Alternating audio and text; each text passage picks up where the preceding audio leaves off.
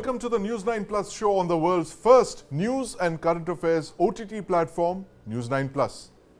Pakistan has seen yet another controversial election. But before I introduce my guests for the evening, let me take you through the 5 most controversial elections in Pakistan.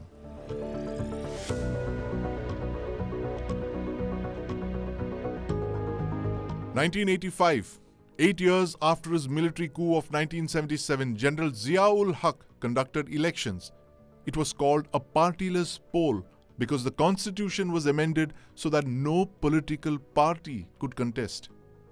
1990, the army cobbled together a 9-party coalition to counter Benazir Bhutto, Prime Minister since 1988. The ISI-led Operation Midnight Jackal prevented her return, and a coalition of parties led by Nawaz Sharif won. In 2012, the Supreme Court ruled that the elections had been rigged. 1997, worried with Benazir Bhutto's popularity, the army pushed for Nawaz Sharif to be Prime Minister a second time. Benazir's government was dismissed, her husband Asif Ali Zardari jailed, and Sharif became Prime Minister in the elections which followed. 2002, General Pervez Musharraf, both the army chief and the president, decided to hold elections. He founded a new political party, the Pakistan Muslim League Q, months before the elections. As expected, the PMLN Q won. 2018, the Pakistani Supreme Court disqualified then Prime Minister Nawaz Sharif from holding public office. The Pakistan Army allegedly propped up Imran Khan's Pakistan Tehreek-e-Insaf party.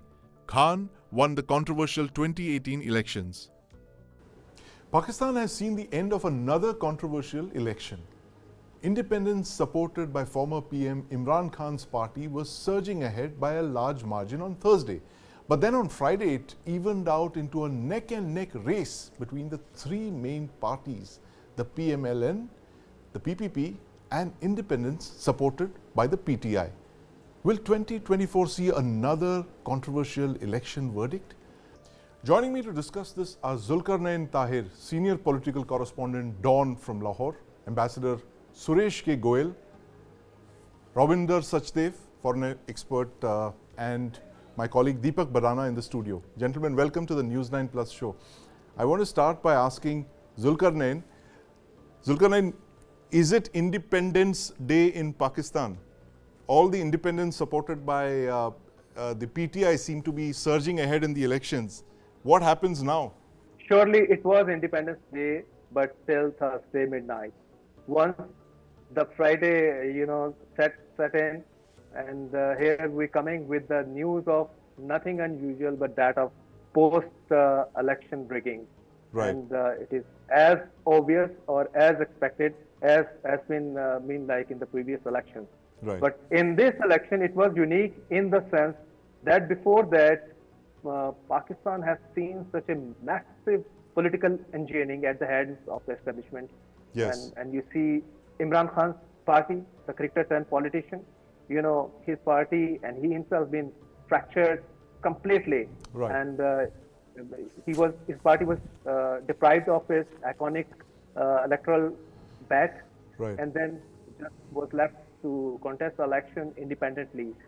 But you see, nobody was expecting that such a huge number of people would come out and vote for him. Right. And now some interpreting it as a vote of hatred against the system and its operators, and some saying it was a sympathy. But as a whole, it was such an amazing day yesterday, going through this exercise, which now turn out to be again unfortunate for Pakistan, because we're not respecting the people's what people say. We should have gone what they have voted for. Their vote must be counted, and right. those who got the majority should form the government. Right, absolutely. Zulqernain, very important observations there, right from the maelstrom of Pakistani politics. You're right in the middle of Lahore right now. I want to ask Ambassador Goel. Ambassador Goel, yet another election that seems to have been stolen from the people. As Zulqernain was just telling us that on Thursday we saw one verdict and on Friday we're seeing another verdict. Is it more of the same? Are we fated to see yet another election where as the popular saying goes, the house never loses. And the house in this case, we know which house it is we're talking about. Absolutely. Look, I mean, at the moment, if you look at the numbers of the seats which have gone to PTI or the PTI, the candidates who contested as independent from PTI, PPP, etc., it looks like a kind of a very hung kind of a decision, even if Right. it is taken that there has been a lot of rigging that has taken place since yesterday. But the fact is, even with the kind of numbers that I'm seeing in front of me, Yes. it's a very confusing kind of a situation. It is Right. very uncertain as to how it's going to take place, who is going to claim from the government unless they come together. Right. I doubt very much that PMLN and PPP would again come together because even they don't have the numbers together really. Right. Right. Therefore, unless the army again has something up its sleeve which is not clear as yet, Yes. or they want to take over the administration directly. Right. I really don't know which way it is going to go. Which way so one has yes. to wait and see. One has to wait and see, Deepak, and we've been, Pakistan elections is something we've been looking at very closely. It seems to be along expected lines that, first the opposition seems to be surging ahead in the early trends, and then there's a disruption. And then, of course, after that, it's the house that rules. I think what we're going to see a repeat is of the previous election. If you may recall, Mr. Khan did not actually gain a clear majority. Yes, and in there 18. was a lot of, a lot of defections from other parties, Yes. a lot of just people just, creeping out of the hedges to join Mr. Khan. I anticipate facilitated by the army, of course. Yeah. Mr. Sachdev, this scenario of 2018, where Imran's party fell short of a majority, and then somehow the hand of God stepped in, and lo and behold, overnight he managed to get a majority and he ruled for a few years. Do you think that similar thing is happening right now, even as we speak? That the independents could be persuaded to join this, the PMLN, give them the numbers that they need? Thank you, Sandeep. Yeah, it could happen, but I think to me, it seems there's something bigger at play. Right. You just mentioned that the house never loses. Yes. And the narrative is that the army in the US and the ISI establishment, not even a bird, flaps its wings without them knowing that. Yes. The results which are coming today are actually demolishing that myth. Right. The results, right? Yes. Now, yes, to the point of that, rigging, manipulations, et al., etc., which would happen once, whosoever is elected. And sure, there are many, malpractices in the elections and all would happen. But to my mind, the bigger, lesson for me personally, actually, because, yesterday I was on a channel. Yes. And I was going with this narrative, yeah, sure, whatever. But I mean, sure, we talked about other things also. And the anchor was asking me repeatedly, but what about Imran's popularity? I would say that, yes, he is immensely popular. But, his symbol taken away, as you very well said, his organization totally shattered and broken up, his leaders put into prison, grassroots put into jails and all. So maybe he'll not be able to say, therefore, last night, my sense was that, okay, going by the narrative. But today when I look at it, I feel that the myth that it is the army, ISI, whatever establishments completely control Pakistan, I think that is not so.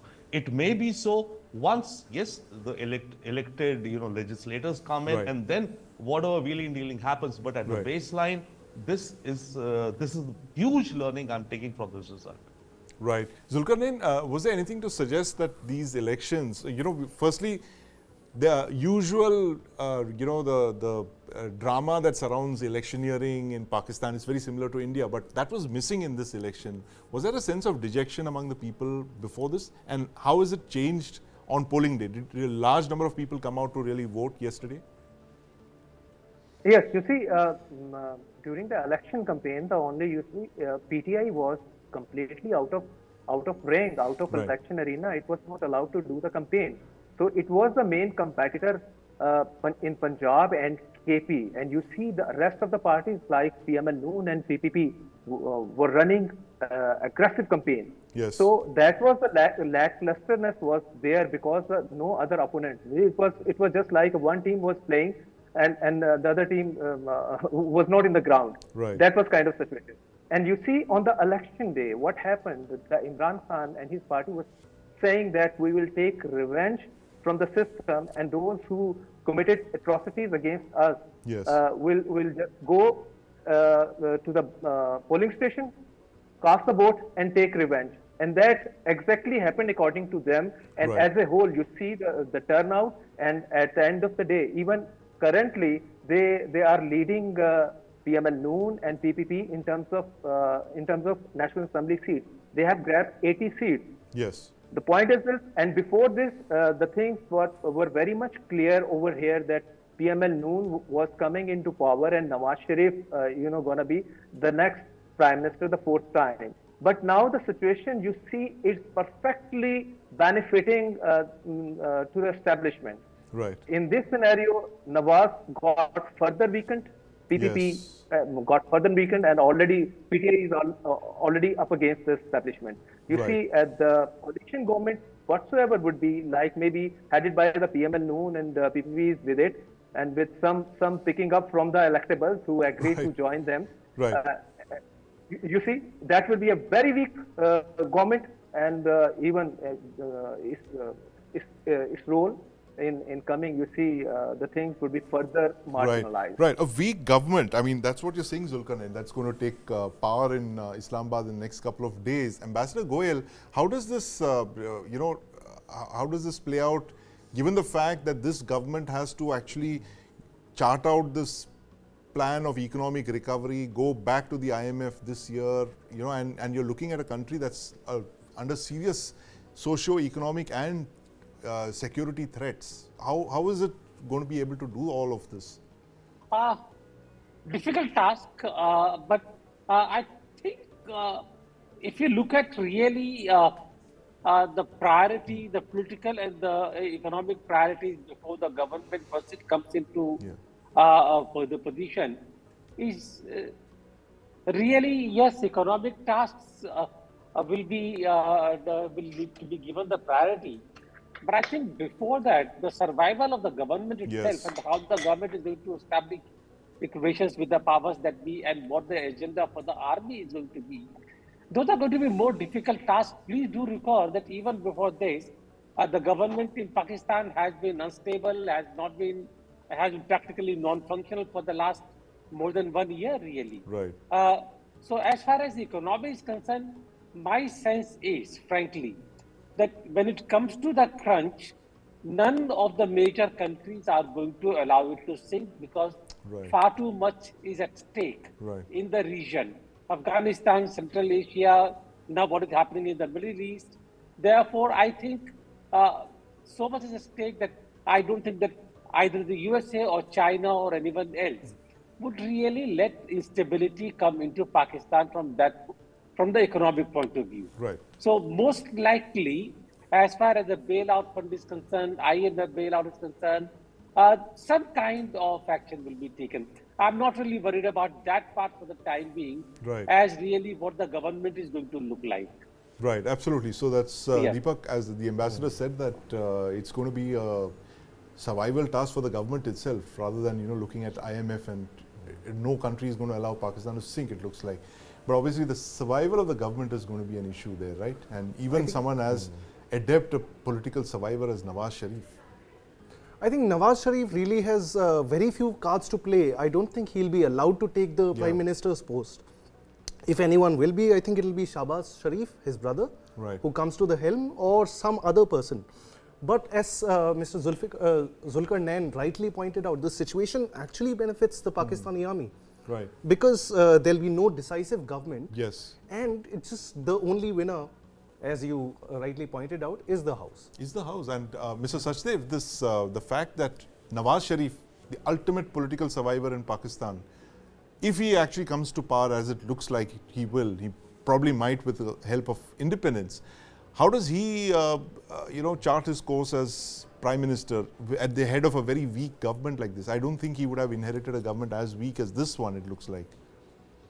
Oh, certainly so. Of course, as you mentioned, as Ambassador Goel was also mentioning, the economic challenges are there. But yes, again, Pakistan will somehow, tide over it. But, the roadmap is very, very dark. Like, let's say, you mentioned IMF. In March, the next, Pakistan will approach IMF again for another $3 billion tranche, given $1 billion every 3 months, let's say.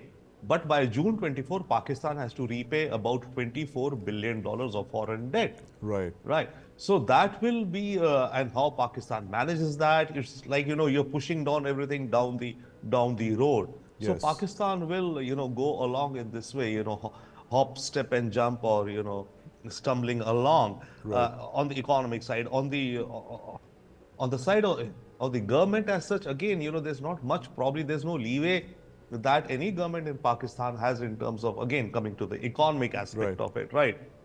At best, what will start happening, Pakistan will start, disinvesting, privatizing state assets, which is already there, in order to, figure out some further loans or as collateral. Pakistan, State Bank, Pakistan Life Insurance Company, Pakistan Telecom, whatever the state assets are, that bring them some money. But that'll be the bigger, all of that. But coming back to the, the core idea of, a civic society and safety and, terrorism, that also probably go on as usual. However, once again, I will repeat that I'm really surprised by the outcome in the sense, again, yes, the House never loses, but it seems what happens is that in Pakistan, this is democracy expressed. Imran Khan was not allowed, his speeches were not allowed on television. Okay. So one area where they could have had, and apparently there are details out there, is that Imran's party, they heavily used social media and maybe some aspects of AI or whatever, but whatsoever they did, this is very interesting democracy in action, because from all intent and purposes to us observers, the Pakistan, opposition and the caretaker government or the government, plus the military, plus the ISI, none of them want Imran to play any role in Pakistan political life. And here, this guy comes up with these many number of seats. Of course, it also speaks to the causes that he is pushing forth, which are very pertinent, that I absolutely understand. Anti-Americanism, huge sentiment in America. Anti-corruption, against charges against the elite and the military, everyone in the country knows he was articulating it, right? So he has some very good, talking points or agenda. But the fact that he could and even if the House never loses, the House could not manage the votes. Let's say on the ground, they could not, they could not manipulate the voting machines or the ballots or whatever, etc. So there, the House or the Pakistani deep state does not rule. It rules when whatever this base throws up as the elected representatives, then it kind of plays around. It seems to be that. Interesting perspective there, Mr. Sachdev. The fact that the House never loses, but the democracy throws up surprises, as you mentioned. Zulqernain, to my mind, it seems like Imran Khan's 1992 moment all over again. Here was a team that was not even expected to enter the semi-finals, and it ended up winning the World Cup. Now, in this case, the team may not have won the World Cup, or is close to winning it. Could probably be the first or the second largest formation, but the captain is in prison. But what is the future of Imran Khan, according to you? Yeah, you see, Imran is enjoying a massive popularity in Pakistan. And even in these elections, 70% of the candidates were the first timers. Nobody knew them even on the polling day. Everybody was coming for Imran. We're going to vote for Imran and against the system, right? And you see the major casualty in this election, 2024, that is of Nawaz Sharif. Nawaz Sharif's popularity completely eroded. Eroded in Punjab. He is the leader of Punjab, and you see, the major reason at the moment he is at the right side of the establishment, and rather he is being pampered by the establishment, and people don't like this. Otherwise, earlier when he fought against the establishment, people literally liked him, loved him. Absolutely. And he had a strong base. And even in Lahore, he couldn't manage to win his own seat. Everybody knows here that it was managed, his seat was managed. He lost yesterday night, and in the morning at 11 a.m., it was given to him. He lost the election before he won it. That's what you're saying. He's a big casualty, and Imran is rising, and is a rise of Imran. And in coming days, you see, if Imran plays his cards cautiously, carefully, and intelligently. Right. I think at some point of time he may come out of the jail, but Right. he needs to, I think, at some point of time make some kind of you see reconciliation. With the House. Right. Two very important points there, Zulqernain. I mean, the fact that Nawaz Sharif was perceived as the anti-establishment crusader, and that's where he built his power base in Punjab. And now this time he's seen on the right side of the establishment, and therefore the anti-establishment guy is Imran Khan, and he has actually taken Nawaz Sharif's vote shares, I guess, with him. And like you said, Imran Khan, if he plays his cards right, he could be the long-term threat to the establishment, the house. But I want to thank you all, gentlemen, for this very engaging discussion on Pakistan's poll chaos. Zulqernain, Mr. Sachdev, Ambassador Goel, and my colleague Deepak Bhadana. The Pakistan elections throws up yet another surprise. There's poll chaos, but there's also the message of the people, the fifth A that rules Pakistan, the Awam, coming through. Prime Minister Narendra Modi has announced that former Prime Ministers P.V. Narasimha Rao and Chaudhary Charan Singh, along with agricultural scientist M.S. Swaminathan, will be awarded the Bharat Ratna, India's highest civilian honor. Now, before this, Bharat Ratnas were awarded to L.K. Advani and Karpuri Thakur earlier this year. That's 5 Bharat Ratnas in a single year, the highest ever. Joining me now to discuss the politics of the Bharat Ratna are Aditi Fadnis, political editor, Business Standard, Suresh Kochatil, political analyst, and my colleague Brijesh Pandey. Suresh, the 3 Bharat Ratnas announced today, what is the message that the government is sending out to the people? Well, I think the ones are well deserved, if you ask me. I would start with L.K. Advani as the number 1, Karpuri Thakur and P.V. Narasimha Rao. I think I would take P.V. Narasimha Rao to the number 2 spot. Right. Karpuri Thakur, of course, number 3. Not to let down Chaudhary Charan Singh at number 4, but I think M.S. Swaminathan deserves to be at number 4. Now, of all the things one can call it political, would be definitely Chaudhary Charan Singh. Say Right. that yes, that is political.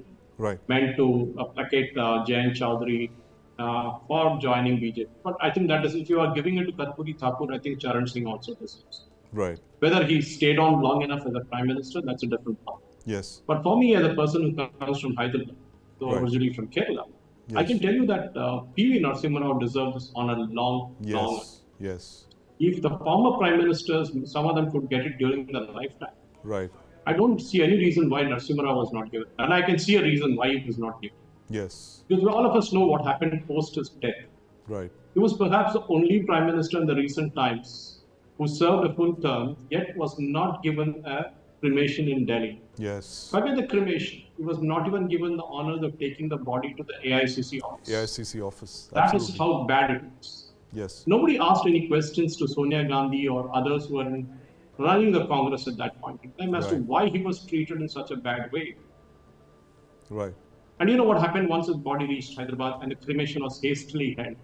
It was Yes. left unburnt and the dogs had a feast in the night. All of us know what happened. I'm not exaggerating. You can go back and check the archives of all the newspapers in Hyderabad.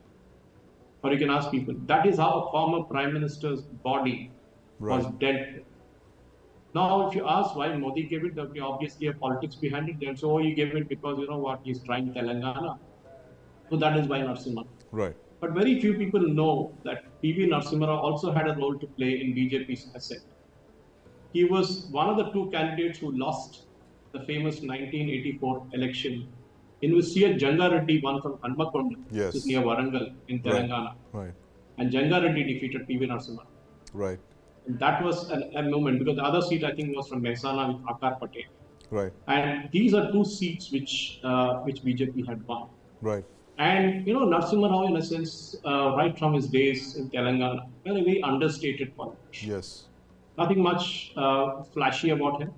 Right. Unlike many other politicians from down south who are not so flashy, maybe except with Shashi Tharoor is an exception. But Yes. rest of them are all very, very sober. And when he became the Prime Minister, all of us know what crisis India was going through. And Suresh, I'm just going to Yes. bring in Brijesh here on this. Brijesh, we were talking about this earlier on in the day, the fact that how the BJP has kind of built this whole narrative around Narasimha Rao, and of course for the right reasons. He never got his due in the Congress. Absolutely. But Do you see this as a kind of an appropriation of yet another Congress icon by the BJP? Oh, as it's been in absolutely. the Absolutely. Past? Absolutely. Because, I mean, if you look at the fact that, Prime Minister Narendra Modi has said several times Yes. that, the Congress revolves around only one family, which is Yes. Gandhi family. And if anybody is meritorious, he's just shown the door and is Right. not duly acknowledged. And he has taken name of PV Narasimha Rao several times. Right. Today, I think, apart from acknowledging appropriation and everything, this is also a message to, rile the Gandhi families Yes. to an extent. Because what, Suresh Kochitil is saying is something which many knows, but nobody kind of chronicled it till Yes. a book came on this particular issue. So that is there. And apart from that, I think, Chaudhary Charan Singh is, I think the deal was made between, the BJP and the Right. RLD. Right. But, RLD had already committed to Akhilesh Yadav. Yes. So how do you get out of that bind? So I think this is the That was was that a opportunity. trade-off? Yeah. This is the opportunity which Right. Prime Minister gave to Yes. Jayant Chaudhary to say, and he also said that day, Right. how do I say no to him now? So it gave him an escape route Yes. to walk out of alliance with Samajwadi Party and join the BJP. And a Bharat Ratna is a very powerful persuader. Aditi, do you see the BJP sitting with a list of to-dos, a checklist? Bharat Ratnas given 5 this year, and each of them are, different. There's one that's given to MS Swaminathan, of course, great agricultural scientist, but the rest are all political in the sense, right? Hindutva, check, OBC, check, farmers, Jat leader, check. Is that how you see it? Well, I was quite amused that the BJP thought it fit to give PV Narasimha Rao Bharat Ratna, because judging by the days of the demolition of the mosque Yes. and the kind of things that the BJP said about PV Narasimha Rao's regime, and the man with the pout and all that, Yeah. and the way LK Advani fulminated, it's kind of both tragic and comic that LK Advani and PV Narasimha Rao should be getting the Bharat Ratna in the same year Yes. by the same government. But that apart, I was also quite amused to see that Defence Minister Rajnath Singh defending the government very, very strongly and saying we have not given anything out of political considerations. Right. We are politically agnostic about giving Bharat Ratnas. Well, if that were the case, they would have offered a Bharat Ratna to Manik Sarkar, Right. who was the longest serving Chief Minister of Tripura. And the most honest Chief Minister Or possible. Jyoti Basu. Right. Exactly. Yes. Or they could have offered it to M. Karnanidhi, who blazed such a trail in Tamil Nadu politics. So these things are not politically agnostic. We know that. Right. And we also know the reasons why, Jayant Chaudhary's imminent entry into a Right. coalition with the BJP, if not outright merger, Yes. is pretty clear. Suresh, I want to come to you on the last time that 4 awards were given. That's in 1999 when the Atal Bihari Vajpayee government was in power. That Jayaprakash Narayan and Gopinath Bordoloi, Amartya Sen, Pandit Ravi Shankar. But we didn't see this kind of debate around it at that time. I don't think it was as politically debated as these awards are this year. Is it because politics has taken a more aggressive turn? The rivalries are sharper in 2024 than they were in 1999. Well, it's a case of if you do it, you're damned, and if you do it, Right. because, let's look at Chaudhary Charan Singh. We have already equated that with Jayant Chaudhary's entry in BJP, Right. or rather the alliance with BJP. Now, of course, you would also say that, yes, why did Nitish Kumar switch side? Was it that Thakur? Was there a deal there too? We don't know for sure. But it's better than a Prime Minister awarding himself a Bharat Ratna, Jawaharlal Nehru and Indira Yes. Gandhi. Okay? I mean, nothing can be more ridiculous than that. Then Right. I can still understand Rajiv Gandhi getting it posthumously, but imagine the Prime Minister deciding for a Bharat Ratna for himself or herself. Maybe they walked out of the cabinet decision where it was being made, as would do in any boardroom when Right. there are related party transactions happening. When you recuse yourself that- from important decisions, yes. Yes, decision. So, but if you look at it, I mean, there's one more instance. I think I don't know whether there in the Narasimha Rao's book. I've not read that book.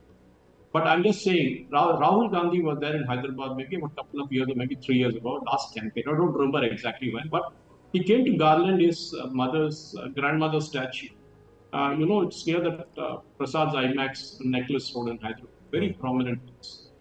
And just a couple of kilometers from there is the PV Gyan Bhumi where PV Narasimha Rao was cremated, and there is his memorial. Rahul Gandhi garlanded his grandmother's statue, gave a short speech, and went away. And people reminded him that Narasimha Rao was just down the road, maybe not even 5 minutes by a car ride. He refused. Right. I'm not saying this, it was reported in all the newspapers. Congress leaders were trying to persuade him, saying it makes political sense to go to Narasimha Rao's, Samadhi and pay respects. Right. He refused. So that was the level of hate they had for a man who I think stood for himself. Right. Whatever certain on history may judge Narasimha Rao by Babri structure or whatever you want to call it. But here was a man who was for himself. If you equate that with, look at what Manmohan Singh was. Yes. Pulok Chatterjee was taking files from the Prime Minister's office to Sonia Gandhi. Of course, yes. A complete secrecy violation that happened as per the Official Secrets Act. Or forget that, even a both of office, because Sonia Gandhi didn't hold any constitutional post. Right. Not me, again, Sanjay Barua in his book has written this. So when you look at Narasimha Rao, and when you judge him, he was a man who could speak maybe a dozen languages, including Spanish, yet very erudite scholar, was associated with Osmania University. All that thing, but nobody expected him to be the Prime Minister. Yes, there was the JMM issue that happened, but we know that was done by the Congress backroom. Again, Narasimha Rao took the flak for the bribery that happened and whatever happened since then. But I think you should not judge a person by that. I think if there are moments where this nation came out of that massive crisis which we faced, where we didn't have money for even 4 weeks of imports, and to a situation where we had to pledge our gold, and to what we are right now, I think somewhere along the way, Narasimha Rao played a very, very important part. Why I'm talking about him more than I'm talking about Chaudhry Charan Singh? We know that Chaudhry Charan Singh had his own kind of day in politics, but not as expansive as it is. M.S. Swaminathan, I'm not sure whether Amul's Kurian got Bharat Ratna, but if he has not got, I think he deserves it. No, that's a contentious thing. There are lots of demands that he should be given a. He should. Yes, after MS, it's only appropriate that Mr. Kurian be given a Bharat Ratna. I've lost you there, Mr. Suresh, but I'm going to ask Brijesh about Chaudhry Charan Singh's Bharat Ratna. Very interesting there. I mean, Prime Minister, a short-term Prime Minister, never faced the floor test. But where does that leave the BJP's politics in Western UP? It's an area that they're very worried about. Well, I think, they had faced a year-long sit-in dharna by the farmers, and they were kind of perturbed. The Prime Minister, as erudite in politics as he is, a sharp, he immediately made a turnaround and said that he apologized, said that, I feel the farmers are not getting what I'm trying to sell, so I'm rolling back all the reforms. Then there are, spate of farmers' agitation which are going on. Right now, he's fighting perhaps the most important election of his life. It takes him, elevates him to the level of, say, a Pandit Nehru statistically, and, put him in a higher pantheon of, top shot politicians this country has ever seen. Right. Western Uttar Pradesh remains an area of concern for him. It's not like he's going to lose big from Western Uttar Pradesh. That is also not the case. But it helps him to further solidify the gains which he would do. Right. And that is the reason why, the first, they reached out to Jain Chaudhary. They told him that, this is what you got last time. If you are with us, and there are, perks of being associated with the government who is in power as well as in the state as well. So it helps the politics of Jain Chaudhary, makes him, mainstream him. And also apart from that, by giving Bharat Ratna to Chaudhry Charan Singh, you try to tackle several or try to tick several boxes at one go. He's a Jat leader, he's somebody who was a big farmer leader, and also the fact that, that Jain Chaudhary is his grandson helps all this, proper entry rather than Jain Chaudhary being ridiculed in the Western Uttar Pradesh, saying that, he went to BJP just for power and all, which is in reality, it is like that only, but, it gave him a guise to go, and that is the reason why, this was important. The interesting thing, personally, I would have been very, I would be, it would have been made for a killer political sense, if instead of M. Swaminathan, he would have given another Bharat Ratna to Bala Saheb Thackeray. Right. He would have given it to them. I wonder, I mean, what exactly Uddhav Thackeray would be thinking right now, purely speaking from political. Yeah, that's an interesting conjecture. I mean, Aditi, the fact that if Bal Thackeray were given a Bharat Ratna, that would have kind of put the Uddhav Thackeray Sena in a very tight spot. Do you think that that was ever on the BJP's mind? Because the relationship between Bal Thackeray and Prime Minister Modi is a very, very warm one. And I think they have a good rapport when the Sena Supremo was around. Yeah, I think there must have been, but I mean, what is to be gained by giving one to Bal Thackeray now? Right. When Uddhav Thackeray is clearly not approachable. It would be much more if you do a cost-benefit analysis, it's better probably to give one to Prakash Singh Badal, with whom, for the same reason, SAD, with whom, right. I mean, SAD is negotiating with the BJP right now. Right. So, I don't know, but at the end of the day, I am really not sure how much weightage giving a Bharat Ratna has in relation to the voting populace. Right. I mean, I'm pretty sure that no Jat in Western UP is going to say, oh, they gave the Bharat Ratna to Chaudhry Sahab, so we will vote for the BJP. Right. I don't think it works like that. Right. But it has some contribution in the overall sort of position that you can take, that we honored these people while their own parties or their own people forgot them. Absolutely. That important narrative that that the party could build on that. The fact that, these are the leaders that were neglected by successive governments and we've given them that honor, that possibly is the politics of the Bharat Ratna that the BJP has surprised its opponents with. And I'd like to thank Aditi and my colleague Brijesh for clarity on this politics of the Bharat Ratna, one of the most interesting aspects of this award in an election year as hotly contested as 2024 is. Former President Donald Trump has won Nevada's presidential caucuses. Mr. Trump was the only major candidate to compete after former UN Ambassador Nikki Haley skipped the caucuses. Now, with Trump's candidature imminent, my colleague Ashish Sharma quizzed former Australian Prime Minister Malcolm Turnbull about the possibility of Donald Trump's return. Let's listen in. Well, I think it's going to be very important. Democracies are under pressure. There's no doubt about that. And you've got to remember there is more to democracy than simply the majority winning. Because democracy is about the rule of law. And so in a democracy, if 50%, 51% or 60% of the population win the election, doesn't mean they can then commit crimes against the minority.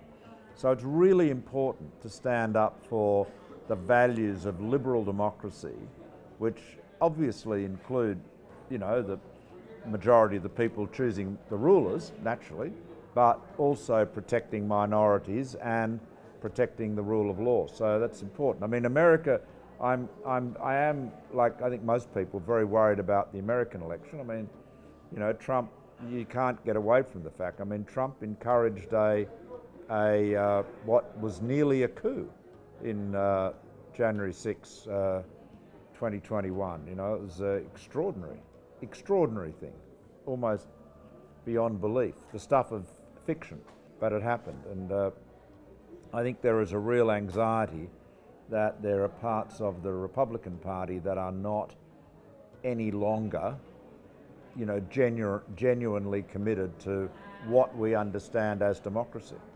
I mean, we are lucky in Australia with a number of things, but some features of our democracy are very important, and they've been around for 100 years. So firstly, we have compulsory voting. That's very important, because it means you don't have to run off to extremes to get the vote out. Everyone has to vote. And, typically we estimate around 93% of people vote.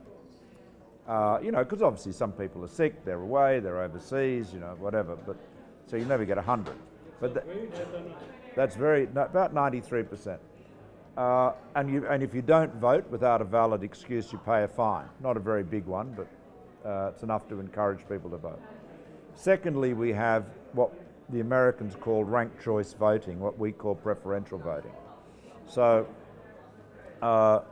if you have, say, 5 candidates, you number the next to their names 1 through 5. And when the election's over, you first count everyone's first preference votes. If somebody's got more than 50%, well, they've won, and you don't have to do any more. But assuming that's not the case, you then eliminate the person with the least number of votes and distribute their preferences and so forth. And this is very important because it does enable independence to come through the middle. It means that the parliamentary system is not dominated just by big parties. There is a role for smaller parties. And I think that's been very important. And then finally, what we have, which is very different to America, is our parliamentary districts are determined by an independent commission and have been for generations. So there's no gerrymandering. So I think that means that the consequence of all of that is that our political debate is more focused on the centre rather than often the extremes, as it is in a lot of countries.